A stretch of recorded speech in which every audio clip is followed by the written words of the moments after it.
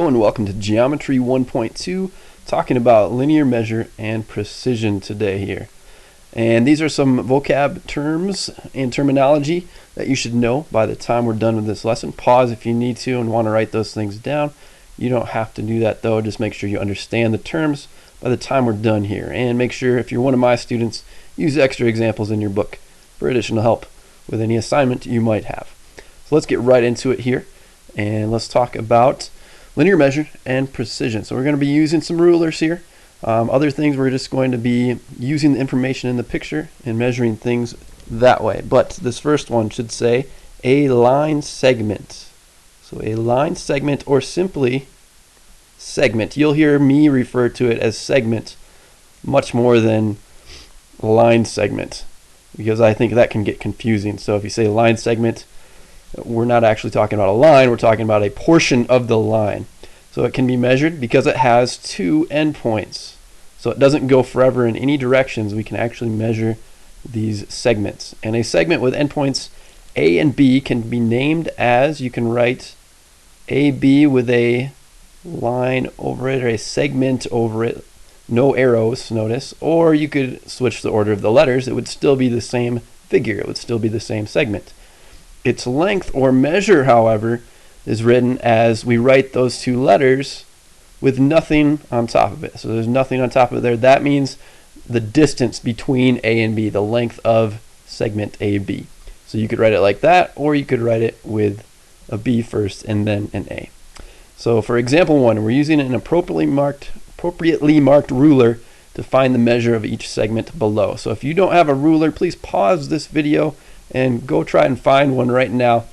I'm going to be measuring things on the computer screen here. My ruler on the computer screen will be different than the ruler, the measurements that you're going to take with your printed out paper if you've printed these out or you got a copy from me in class.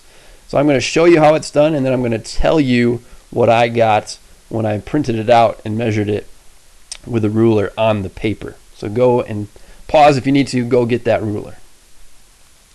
So I just got my ruler. I'm going to start with part A here, centimeters. This top mark is in centimeters. You probably have one. Your ruler probably looks like this, where you have the little markings here. Every little mark is a millimeter, and then every bigger mark like that would be a centimeter. So I'm going to use the centimeter scale on mine to measure this first one. And again, this is not going to match up with what you have on the paper most likely, because I have my computer screen is a different size than what you printed out. I have two slides on one piece of paper, so this will be a little bigger here than what you have there. So if I was measuring this, I line it up with the 0, one endpoint, and then the other endpoint is wherever that's closest to. It looks like this is closest to 4, and since this is my units that I have on here, I can only say either 4 or 5. I can't say 4 point something because I don't have those little tick marks in there. So I say this is closest to 4 in this particular case using this ruler. However, when I worked this out, or I printed it out and measured it on the piece of paper, I got about 3 centimeters. So if you got about 3 centimeters, you got the right thing. So this is closest to 3 centimeters. Notice I put an approximately equal to sign right here because it's not exactly 3, but it's very close to 3, or it's closest to 3 of all the measurements that we have there. For millimeters, see what you got. Pause if you want to measure it first. I think that's a great idea if you haven't measured it already. So this is going to, again, be different than what you have on the paper there. It's going to be a little bigger here than it is on the paper. But I've got 0, and then this would be 1 centimeter is 10 millimeters. And so I'm moving up. I got 60 millimeters right here, 6 centimeters. And it looks like it's about 62, I would say. 62, maybe 63, but I think 62 is a little bit closer right there to the end point. And so 62 would be if I was measuring it on the computer screen. If you measured it on the paper, oh, drum roll please, what did you get? Please? I don't know what I was saying there.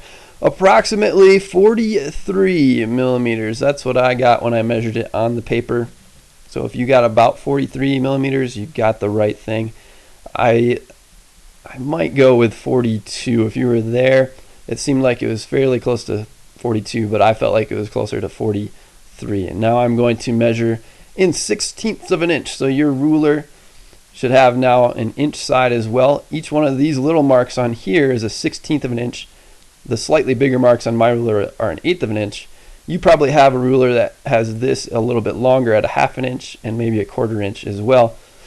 I wish my ruler was like that here, but it's not. I'll go with it.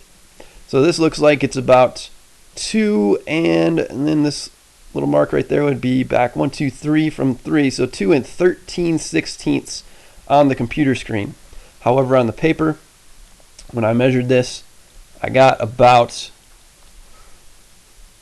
1 and 14/16 of an inch.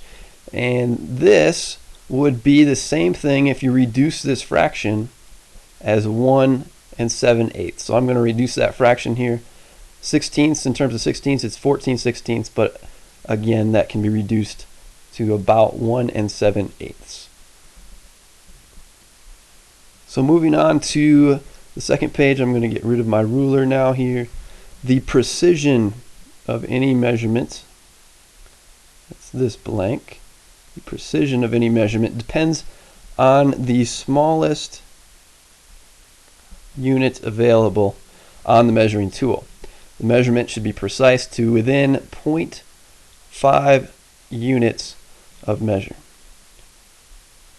And this right here is a calipers. My dad is a machinist, and he would often use things like this because they need to be really precise when he's making different pieces, parts to different machines that maybe are making some different metal type objects.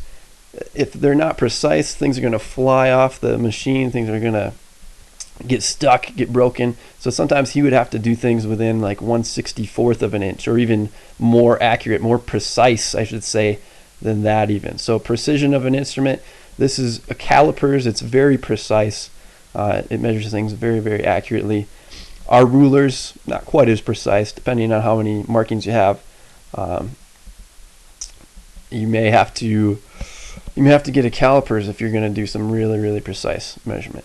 But example 2 here, find the precision for each measurement and explain its meaning. So if you had a ruler divided into centimeters with a segment measure of 7 centimeters. So if it was just divided into centimeters like we had with this, when I made that, that means I can only say 0, 1, 2 centimeters. I can't say 1.5, even if it looks like it's about halfway in between. I have to use whole numbers here. So a ruler divided into centimeters with a segment measure of 7 centimeters. This is going to be precise within 0.5 units of measure, so 0.5 of a centimeter, since my ruler is divided into centimeters. So this is precise within 1 times 0.5. So 1 centimeter times 0.5, that's just 0.5 centimeters. And then to explain its meaning, what does that mean if it's precise within 0.5 centimeters? The actual measurement, if they told you it was 7 centimeters, the actual exact measurement could be anywhere in between 7 minus 0.5 and 7 plus 0.5. So it could be 6.5 centimeters to 7.5 centimeters. So anywhere in that range would be a possible exact measurement. If you had a ruler or a calipers that measured it with exact precision, it could be anywhere in that range if we say it's 7 centimeters. So i.e., that's just another way to say it's like a little Latin phrase here. It's a way to say that is to say, or that is. We had 7 minus 0.5, or I should say and, because I want to say and here. And let me make that a little nicer looking. And 7 plus 0.5. So that's where those two numbers came from. 7 minus 0.5, 7 plus 0.5. If I get rid of this seconds, I can fill this out down here. So a ruler divided into 1/4 inches now with a segment measure of 1 1/4 inch. This would be precise within, well, what is my unit of measure? It's a 1/4 inch. These things are divided into 1/4 inches. So I would take my 0.5 and multiply it by 1/4. And sometimes I'm going to color code things here or use a different color. And if you have different colors, I think that's a great idea. If you want to do that on your notes, use different colors to color code things whenever I do. So I'm using some red here instead of my typical blue to just color code, show you where that number came from. And this would be the same thing as 0.5 is the same thing as 1/2 written as a fraction. So this would equal, multiply straight across with fractions, 1/8 of an inch. So it's precise within 1/8 of an inch, plus or minus from the measurement that you have here. So this could be, we could take 1 1/4 inches and subtract 1/8 of an inch, or we could take 1 1/4 inches and add 1/8 of an inch. If you subtracted, you'd have 1 1/8, and if you added, you'd have 1 3/8 of an inch. So these are the possible values of the exact measurement. And again, where did these numbers come from? I'll do the same type of thing as I did up there. That was 1 1/4 inches, the stated units or stated measurement that we had, but it was precise within 1/8 of an inch. That was 1/2 of a quarter. So we could say it's 1 1/4 minus 1/8 and 1 1/4 plus 1/8. Now if you forgot how to add and subtract fractions with unlike denominators, remember you got to get a common denominator. So this would be 1 2/8 equivalently to 1 1/4. 1 2/8 minus 1/8 is 1 1/8. 1 2/8 plus 1/8 is 1 3/8. Moving on to our next slide. So point M is between. This is a very important idea we have in geometry, the idea of betweenness.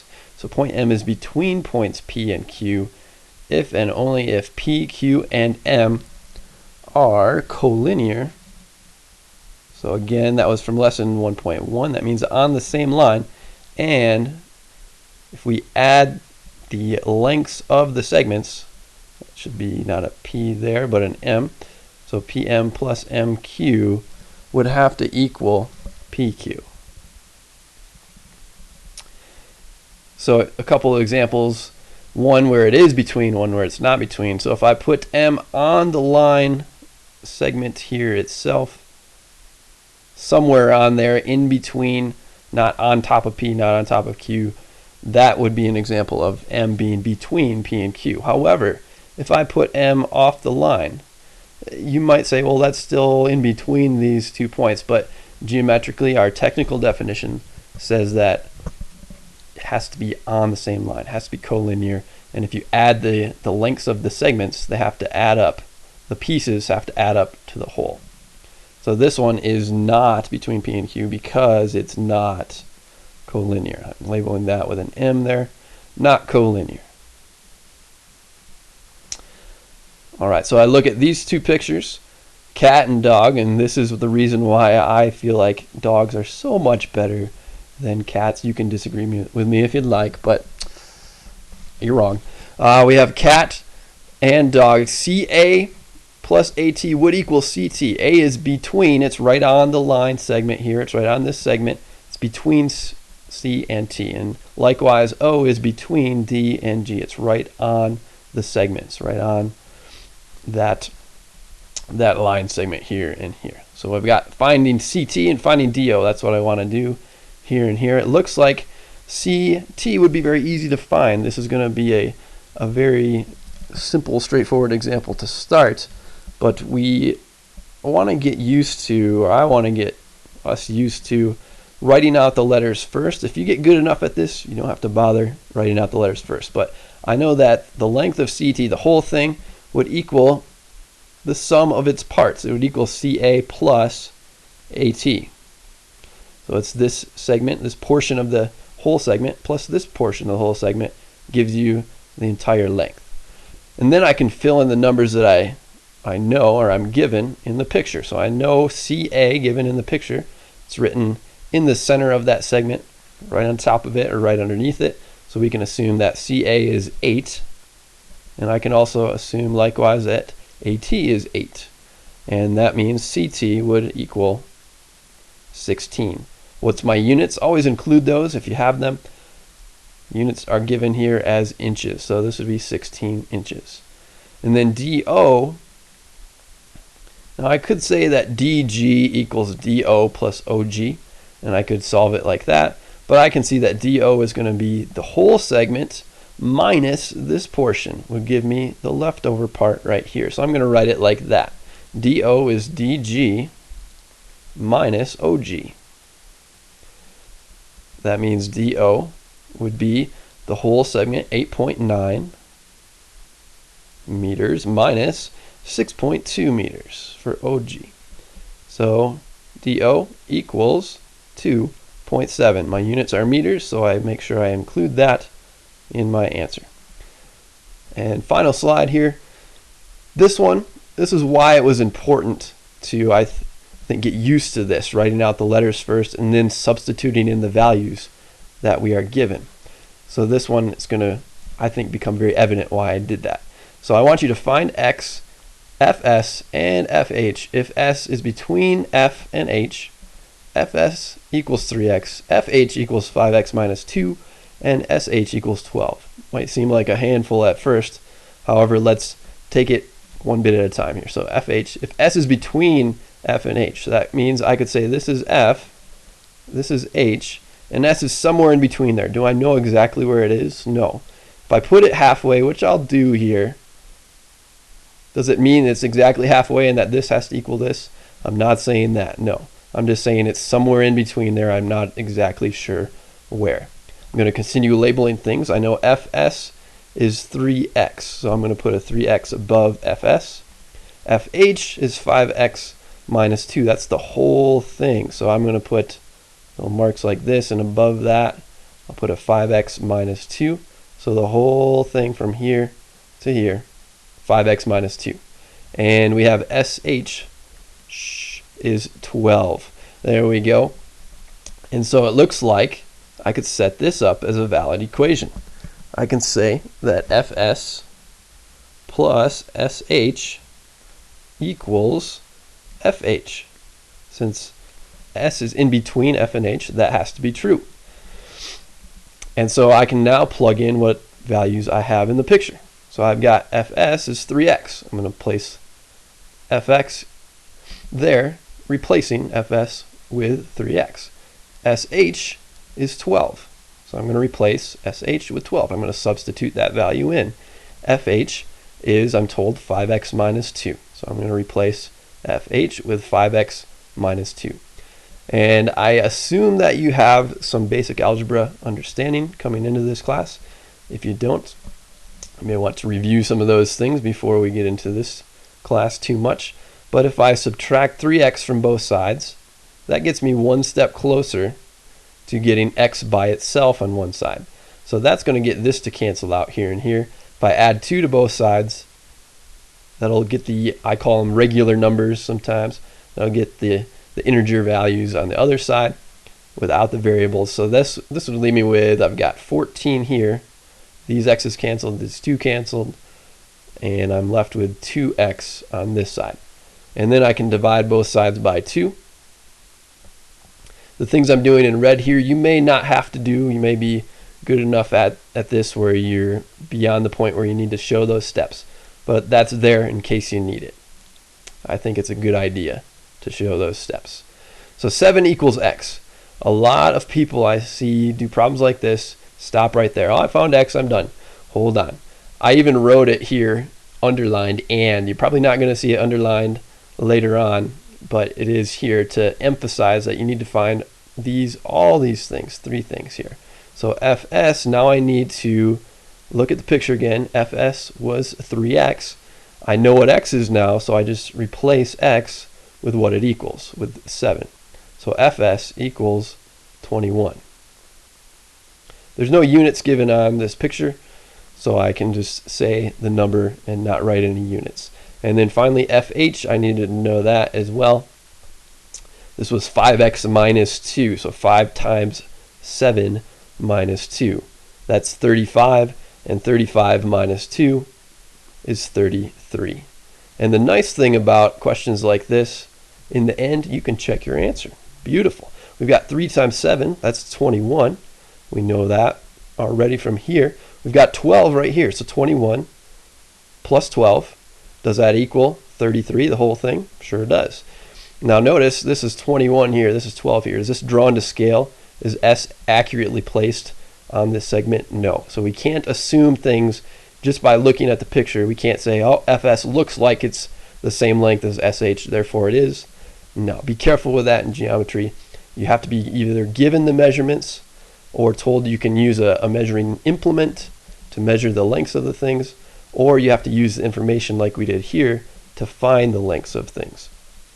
So, moving on, final couple things here. 2 segments with the same measure are said to be congruent. This is a very important word for us in geometry, the idea of something being congruent. In the picture to the right, we would say segment DU, and then this symbol, I have an equal sign with a tilde mark above it. So equals, and then it's kind of like what you see in Spanish over the N. You have a tilde on some of those. Sometimes you've got that tilde. So it's an equal sign with a tilde mark above it. So segment DU, this is red, segment DU is congruent to segment CK. And the same number of tick marks on the segments indicate that the segments are congruent. So if I put one segment mark here, or one tick mark here and one tick mark here, that indicates that these are congruent. If I go back to the example back here, I could have done the same thing on CA and AT because they were the same length. They were congruent as well. And finally, we're not going to get into constructions in this video, but it is introduced in this lesson, so I want to at least define constructions. Constructions are methods of creating geometric figures without the benefit of measuring tools. So you can't use the lines on a ruler. You can't use measurements of angles on a protractor. You can't do those things with constructions. And generally only a pencil straight edge, and if I want to be more specific, I would say a straight edge with no markings, an unmarked straight edge, in other words. Straight edge and compass. So a compass is that tool that we use to make circles in geometry. So generally only a pencil, straight edge, and compass are used in constructions. And that's a cute little Nemo fish and a cute little duck there. In case you don't like cats or dogs, maybe you like those better instead. So that does it for this lesson. And if you need to go back, review anything, please do so. Make sure, again, you understand what these terms are now that we're done with the lesson. If you look at those and you say, I still know what that means, go back and review the video as needed. All right, that does it for us. I'll see you for 1.3.